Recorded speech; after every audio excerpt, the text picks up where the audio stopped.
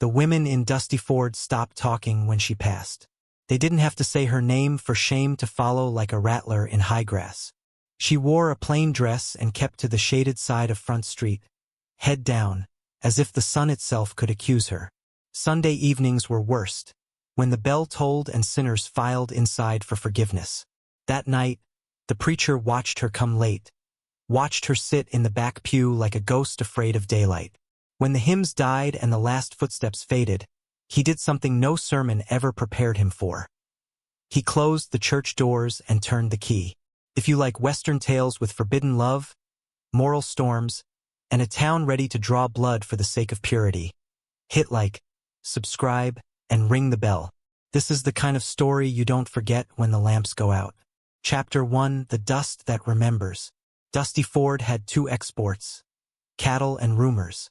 The first made men rich. The second made sure no one slept easy. The town lay in a bowl of heat between red mesas and a sky so big it taught a person about smallness. The church sat on a rise where the wind learned to hush, whitewashed boards shining like a bone in the sun. On its steps, boys flicked cards and swore they didn't. Women in stiff collars moved like fence posts on Sunday. Men tipped hats to God and to one another, unsure which act was more political. Her name, spoken by mail clerks, whispered by seamstresses, was Evelyn Pike. She had returned 3 months ago after a year and a half gone, and nobody forgave a woman for leaving, not even if leaving was how she survived. Once, Evelyn had been the miller's daughter with a laugh like cold water on hot iron. Then she'd married Caleb Pike, a ranch hand who smiled wide and drank wider. When he lost his job and found cards, the house found bruises. When he vanished into the Silver Hills with men who carried more dynamite than luck, the whole town took pity on Evelyn for exactly 1 week. Pity is a thin blanket in a hard winter. After that, the question started. Where had she been? Who had helped her? And why did she come back without a husband or a ring? The new preacher arrived not long after. Reverend Thomas Hale, a tall man with hands you could trust to hold a baby or a Bible. He preached like a blacksmith. Sparks, iron, sweat, and the town loved him for it. He spoke more about mercy than punishment, which made the saints nervous and the sinners brave. He noticed Evelyn the way a man notices a wounded horse, without judgment, only a calculation of what it would take to mend. Evelyn kept a small room above May Carter's dress shop and worked at dawn, hemming sleeves for cattlemen who pretended they didn't mind a stitch of elegance. She avoided the saloon like a graveyard. But Dusty Ford is a place where men drink and women pay. When the banker's son, Matthew Crane, took a shine to whispering outside her window, the town pretended not to hear until it needed the sound for ammunition. On the Sunday of our story, heat lay heavy as a quilt. Children fussed and fathers yanked collars straight. Reverend Hale preached from the book of John about stones in righteous hands. We all carry rocks, he said, scanning faces. Some of us carve them into headstones and call that justice. Eyes drifted toward the rear pew. Evelyn stared at the floorboards, where a knot in the pine looked like an eye that had seen enough and chosen silence. When the hymn ended and the last amen scattered, congregants filed out in a rustle of judgment. Evelyn stayed seated, waiting for courage to grow legs. The sanctuary fell quiet, just the soft rasp of the wind against clapboard, the aftertaste of incense and sweat. Reverend Hale stood at the chancel rail watching a woman who had learned to shrink to survive. "Miss Pike," he said, voice low, "would you stay a moment?" She started to rise in apology, but he raised a hand, gentle, firm. He walked to the double doors, looked out at Main Street where eyes were already arranging themselves at windows, and swung the doors shut. The latch fell with a certain merciful click. The church sighed into privacy. Light pooled through stained glass, painting her hands in bruised colors. Violet, gold, martyr's red. She was suddenly aware of every rumor perched on her shoulders like crows. "I know what they say," she whispered, "and most days I can't prove them wrong." "Most days," he said. "God doesn't ask you to." He set the key on the sill, plainly, like a confession. "What he does ask is truth, from me as well." Evelyn looked up then, seeing the man beneath the collar. The checkered stubble missed by the morning razor, The scar at his temple you only notice if you're close. The tiredness of someone who has carried other people's hearts and found some of them to be made of stone. Why did you lock the door, Reverend? So no one can claim ownership of your shame, he answered. And so I can tell you why I carry my own. Outside, hoofs clattered. Laughter broke. Somebody cursed a crooked nail. Inside, two people stood at the edge between law and grace. That edge is razor-thin and draws blood either way. Chapter 2, the sermon he never gave. He took off the jacket before he spoke, draped it over the pew, and rolled his sleeves. It made him look less like a preacher and more like a man who knew how to fix the things that break under weather. Before I wore this collar, he began. I drove freight from Abilene to Santa Fe. I slept in wagons and woke with frost on my beard. I did not always choose the right road. Evelyn's mouth tightened. She wasn't ready for sympathy shaped like a confession. You have the pulpit, Reverend. You don't need my permission to tell a story. I need yours to tell the truth, he said. You left this town because staying would have killed you. A husband's hand can be a gallows. He let the words rest between them. When you were gone, wherever you went, that was survival, not sin. Outside the window, a dust devil climbed the street, scattering grit against glass. They think I sold myself, she said, because a woman without a man must have bought bread with something. Did you? His tone was steady, neither hungry nor horrified. Sometimes a body chooses between dignity and daylight, she answered, eyes fixed on the floor. But I never charged coin. I bartered silence for room and bread, a roof for a promise. It isn't noble, Reverend, but it kept me breathing. He nodded, a small human bow. Then your life was paid for by the currency men hoard and waste. Mercy. I'd rather a town indebted to mercy than to gold. Evelyn's chin lifted, faint defiance in the set of her jaw. Mercy isn't the language they speak here. It will be, he said, or I fail my calling. He stepped toward the altar and blew out the last candle, a small rebellion against spectacle. The sanctuary dimmed to honest light. There's more, he added. Matthew Crane. He visits your window at night. Her flinch was the only confirmation. Nothing happened, she said quickly. He's a boy who thinks his boots make him a man.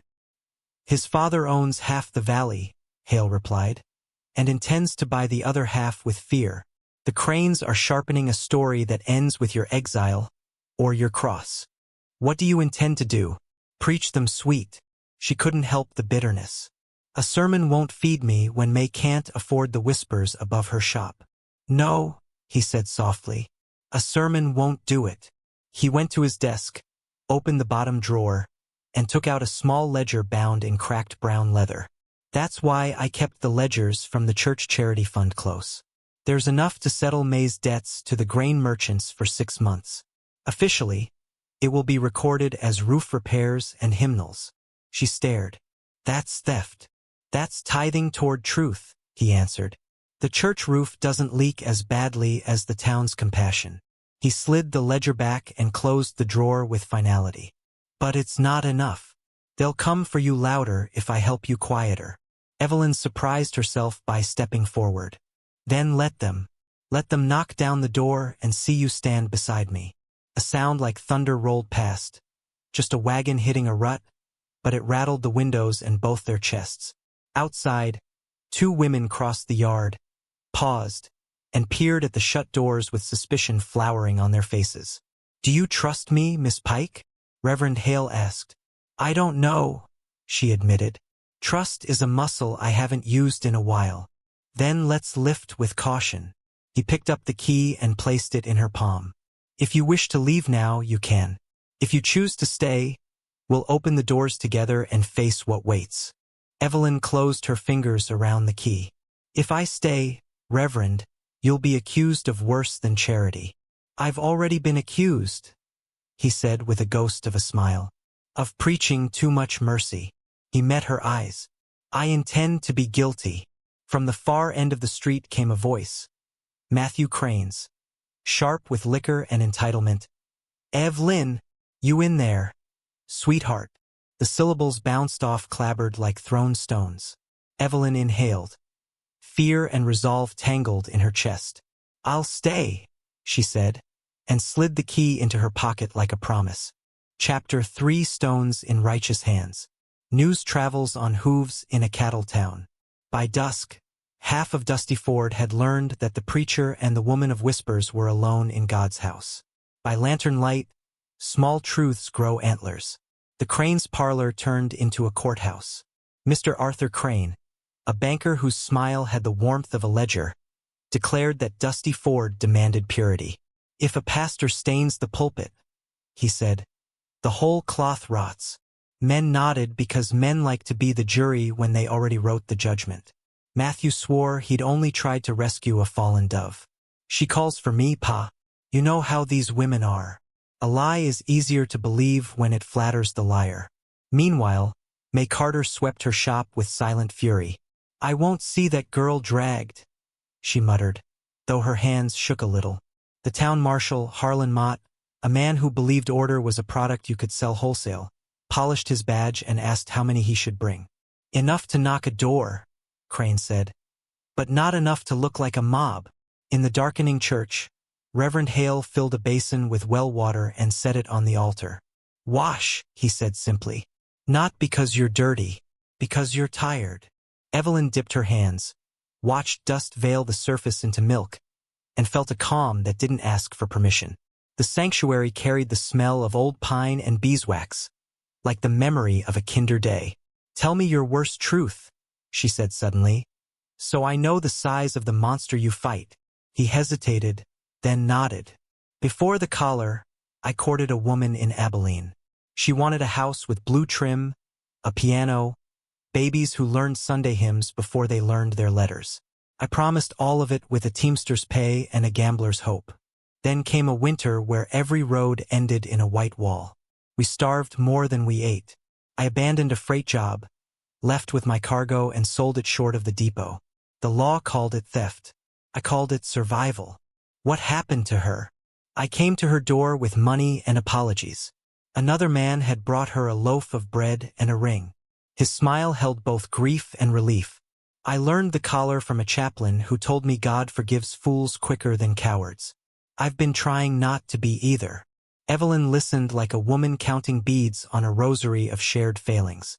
"Then we're both survivors who owe," she said. "Debts like ours don't pay in coin. They pay in standing where others kneel or run," he answered. Hoofbeats gathered outside, measured. "Official." Marshal Mott called out, voice big with borrowed authority. "Reverend Hale. Miss Pike. Town asks for a word." "Town never asks," Evelyn murmured. "It collects." Hale opened the vestibule shutter, saw a half-circle of men holding lanterns like captured moons. The Cranes stood front and center, clean as a verdict. "Evening, Marshal," he said, not opening the door. "Is there a fire?" "There might be," Mott replied, "depending on what's going on inside." "Prayer," Hale said, "and truth. Both are difficult to explain over a latch." Arthur Crane stepped forward. "Open up, Reverend. We'll have no scandal under a Protestant roof." "Scandal requires intent," Hale answered. "And you've supplied enough for all of us." A murmur ran through the men. Matthew smirked at the window, trying to peer around righteousness as if it were a curtain. "Let her come out," he crowed. "We'll be gentle." Evelyn's voice rose clear and steady behind Hale. "You were never gentle, Matthew. Not with your mouth and not with your hands on any girl who mistook your swagger for safety." Silence hit the yard like a gunshot. Men looked away. Even Mott's jaw twitched. "She accuses my boy," Crane began. "She testifies," Hale said, "and I bear witness." He pushed open the right-hand door and stepped into the entryway, barring the threshold with his body. "If you mean to drag her, you'll have to drag me first. But I warn you, I keep records." "Records?" The banker's eyes narrowed. "The ledgers," Hale said coolly. "Tithes redirected to buy cattle cheap from families whose notes you called early. The church has copies. And enough witnesses to make those numbers loud." Crane paled a shade you only see on men who live in shade anyway. "You're bluffing." "Then call it," Hale replied. "In daylight." Monday morning. Bring your books. I'll bring mine. Tonight the church is closed. Not to God. To you. The marshal weighed politics against conscience and found them neck and neck. Nobody wants a riot, he said finally. Preacher, you open for parley or I come back with a warrant. Return with a warrant, Hale said and shut the door gently. He slid the bolt and turned, breath shaking. That will buy us until dawn. Dawn is when men feel most righteous, Evelyn said. They like to hurt people in clean light. Then we give them light, he answered. On our terms. Chapter 4, Light on the Ledger. Night thinned to gray. In Dusty Ford, dawn smells like hot iron and wet horse. Hale and Evelyn did not sleep. They moved benches, set a table near the entry, and stacked hymnals into a makeshift lectern. He wrote 3 names on a slip of paper, widows whose debts Crane had forgiven in exchange for favors that didn't appear in ledgers, and pressed it into Evelyn's palm. You're not alone, he said, but they can't stand here, so I will. By 7, the churchyard filled again. Men in hats pulled low, women with lips bloodless from pressing secrets shut. Marshal Mott arrived with 2 deputies and a paper that looked like authority. Arthur and Matthew Crane walked up the path like heirs to a courthouse. Hale opened the doors wide before they could knock. Welcome, he said, voice clear as a bell ring. All are invited to witness truth told in God's house. Sit if you're here for that. Leave if you came for blood. Mott frowned but didn't argue. He positioned himself at the aisle like a man prepared to be neutral until paid to be otherwise. Arthur Crane produced the warrant, a note from the county judge, who happened to owe him money. Hale read it, nodded, and then set it down. You may search for impropriety. You'll find only poverty and prayer. We'll find a woman hiding behind a collar, Crane snapped. Or a banker hiding behind a son, Hale said. He lifted the ledger from his desk and placed it on the table. The pages were meticulous, his handwriting severe, columns exact. Some entries were ordinary, candles, nails, bread. Some were unusual, grain advances, children's shoes, hymnal paper bought cheap from a supplier Crane underpaid. And then there were 3 receipts signed by widows with trembling hands. Funds marked roof repair, that any builder would know exceeded shingles and tar. I diverted church funds, Hale said before anyone else could accuse him. Gasps rippled. I did it to keep hungry children from eating pride for supper. If you want a trial, begin with me. Evelyn stepped forward, voice steady. Begin with me too. I left this town when my husband's hands turned the house into punishment. I bartered safety for food. I returned because I deserved to live where my name was born. I did not lie with Matthew Crane. He came to my window uninvited. She turned to the pews, found faces she'd hemmed for. I'm tired of whispering my truth under other people's roofs. Matthew laughed, brittle. You have no proof. Proof is a stubborn thing, Hale said and nodded toward the doorway. May Carter entered, chin lifted higher than her station allowed. 2 other women slipped in behind her, veils low. Mrs. Ortega and Lydia Finch, the widows from Hale's paper. May spoke first. I saw the boy at her window, she said. Twice. The second time, he threw a stone when she wouldn't open. I have the broken glass and the blood on my sweep cloth to show for it. Lydia Finch's voice shook but didn't break. Crane told me my husband's debt died with him unless I helped. The preacher paid my note with church funds named for shingles. If that's a sin, I'll sit in the front pew of hell beside any man who says feeding a child is theft. A church is not a courtroom, but sometimes it is the only one that works. Murmurs changed flavor, from scandal to smoke of something purer, like courage catching fire. Marshal Mott stepped forward, eye on Crane. These are accusations that need the county seat, he said slowly. But they ain't nothing. Arthur Crane's face turned the gray of ledger paper left in rain. You will regret this, he hissed to Hale. You will starve when the town turns its back. Then we will starve together, Hale replied, and for the first time since closing the doors the night before, he smiled like a man who had chosen his road. He turned, lifted his hands to the congregation. We will take a collection not of coins, of courage. If any here believe mercy costs more than money, speak. If any think shame belongs to the mob, keep your seat. Silence. Then a sound. A single coin hitting wood, not from the plate, but from a hat passed hand to hand like a new kind of sacrament. The blacksmith stood. I ain't much for church, he said, but I know a good nail when I see one. This holds. Others rose. A sound built boots, breath, small amens. Crane saw the tide turn and did what rich men do when the town remembers its spine. He retreated, spitting threats for later. When the doors finally swung wide to the sun, Evelyn stood beside Hale at the threshold. She didn't hide. The light found her, and it wasn't cruel. What now? She asked. Now, he said, we work. Mercy is a barn to raise, not a hymn to hum. She laughed, a small, astonished sound, like a bird trying its wings. And my shame. He looked at the town, at the hat filling with coins, at May's fierce face, at Mott's thoughtful frown. Shame thrives in darkness, he said. You brought it into mourning. It doesn't like the taste. They stepped down together, into a day that would not be easy but would be honest. In Dusty Ford, the wind carried a different kind of rumor, the kind that builds rather than burns. And somewhere beyond the ridge, thunder gathered for another storm. But this time, the church had learned how to hold. Epilogue, the rumor that changed its shape. Dusty Ford had always been a place where dust settled faster than mercy. But in the weeks that followed that Sunday morning, something in the air shifted. For the first time in years, whispers carried more doubt toward the banker's house than toward the dressmaker's attic room. Evelyn Pike walked down Front Street without lowering her gaze. Children still stared, women still tugged their shawls tight, but men tipped their hats. Not all, but enough. A single gesture can be a barricade or a bridge. To her surprise, it began to feel like the latter. Reverend Hale preached shorter sermons, less fire and more water.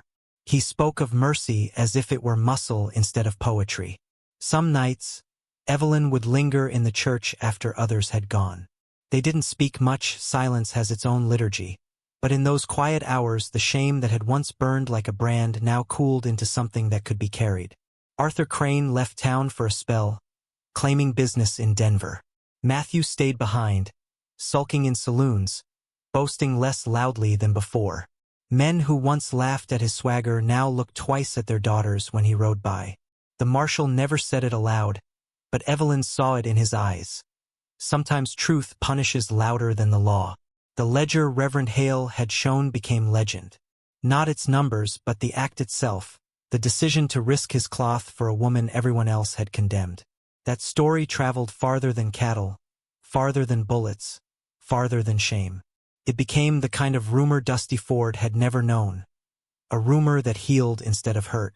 Evelyn kept working for May, stitching sleeves straighter than ever, her hands steadier. She sang again, quietly at first, songs her mother used to hum while kneading bread. The town heard her voice drifting through open windows and pretended not to notice, as if acknowledging it might break the fragile treaty between gossip and grace. As for the preacher, he kept the doors of the church wide open every Sunday. But those who had been there that night, who had heard the bolts slide and the voices rise against the cranes, knew that sometimes salvation doesn't come from doors open to the world. It comes from the courage to close them when the world claws at you. On one late evening, as the sun bled out behind the mesas, Evelyn lingered at the church steps. Hale joined her, hands folded behind his back. They said nothing for a long time, just watched the horizon catch fire.